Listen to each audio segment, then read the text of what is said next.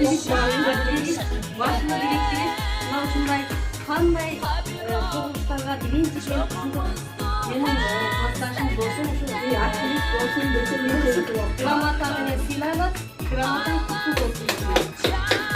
Грамота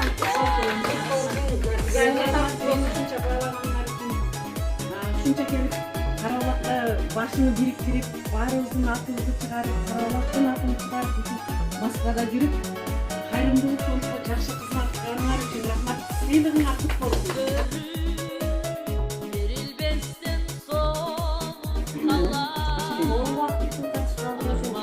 Ошондой эле бактын көрүпсам аялдар фондуна өсүп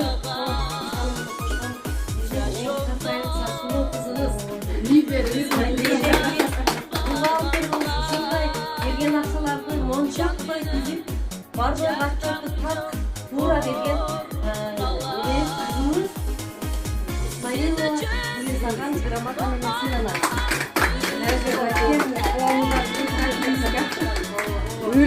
Сыйлыгың кут болсун Гүлиза.